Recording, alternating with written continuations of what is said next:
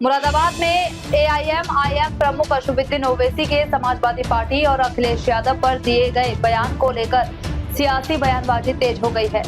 सपा के मुरादाबाद नगर पूर्व विधायक हाजी यूसुफ अंसारी ने ओवैसी के आरोपों का जवाब देते हुए कई सवाल खड़े किए हैं। मुरादाबाद नगर पूर्व विधायक हाजी यूसुफ अंसारी ने कहा कि वर्ष 2027 के यूपी विधानसभा चुनाव में सभी राजनीतिक दल मैदान में उतरेंगे और ओवैसी भी उत्तर प्रदेश में चुनाव लड़ेंगे।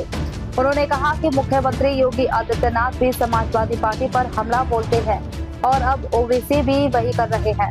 जनता को यह समझना चाहिए कि कौन किसके इशारे पर किसे निशाना बना रहा है।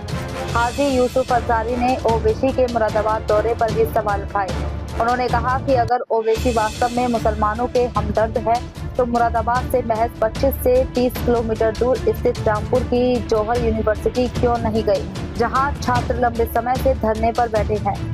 इसके साथ ही ठाकुरद्वारा में 36 मस्जिदों, कब्रिस्तानों और दरगाहों पर कार्यवाही के ओवैसी के दावे पर भी पूर्व विधायक हाजी यूसुफ अंसारी ने सवाल उठाते हुए कहा कि उन्हें ऐसी किसी कार्यवाही की जानकारी ना प्रशासन को मिली है और ना ही मीडिया के माध्यम से। यदि ऐसा हुआ तो इसकी जानकारी जुटाई जाएगी।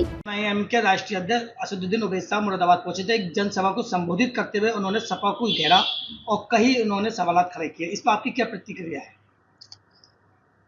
भाई, चुनाव का मौसम है, 2027 में चुनाव होना है, तो ओवैसी साहब भी आएंगे मुरादाबाद और योगी जी भी आए थे। जहां तक सवाल घेरने का है, योगी जी ने भी समाजवादी को कोसा, उन्होंने भी समाजवादी को घेरा और ओवैसी साहब ने भी समाजवादी को घेरा। तो इससे तो आप लोगों को, जनता को ये जान लेना चाहिए कि कौन किस मिजाज का इंसान है, किसके कहने पे किसको कोस रहा है। जहां तक सवाल समाजवादी को कोसने का है, समाजवादी को कोसते कोसते बहुत से लोग इधर से उधर हो गए, लेकिन समाजवादी अपनी जगह स्तंभ की तरह खड़ी है और इंशाल्लाह 2027 में सरकार बनाएगी।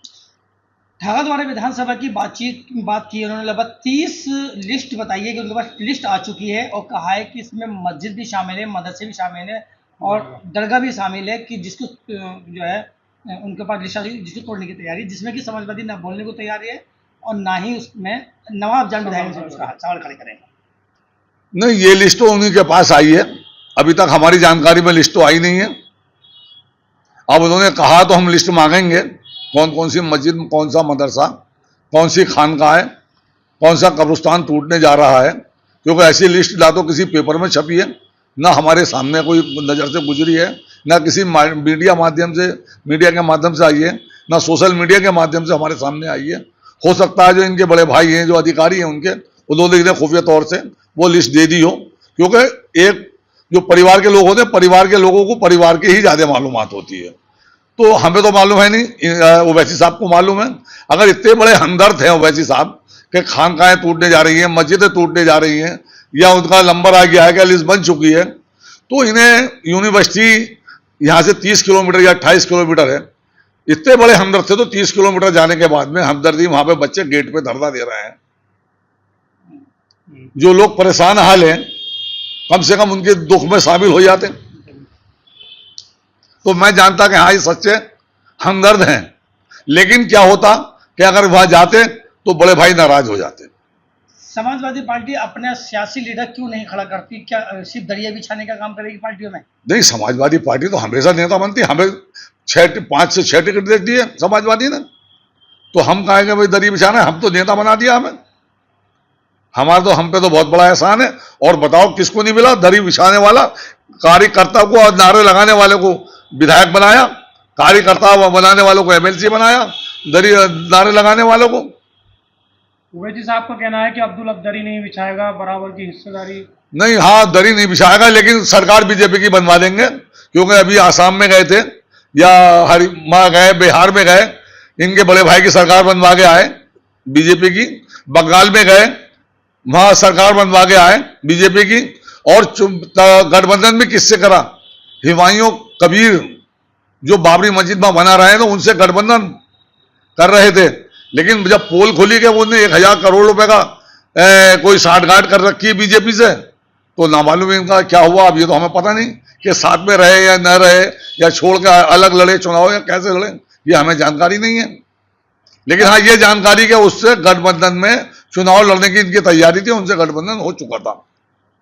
क्या लगता है मुरादाबाद में जो जनसभा की उससे कोई फर्क पड़ेगा? नहीं, ऐसी जनसभाएं तो होती रहेंगी। अब जब तक चुनाव आ रहा है, जब तक 2027 का चुनाव है, तो ये तो लोग अब आएंगे। और चुनाव मुरादाबाद में हो, ये पूरे उत्तर प्रदेश में है भाई, सारे नेताओं को अधिकार है जनसभा करने का, और सब अपनी अपनी पार्टी के लिए काम करते हैं। इसमें कोई दिक्कत वाली बात नहीं है। सब लोग आए, बात करें, ढंग से बात करें। अगर कोई किसी को अगर कलम देना चाह रहा है तो मैं, बड़ी खुशी की बात है, उसके हाथ में कलम भी दिया जाए।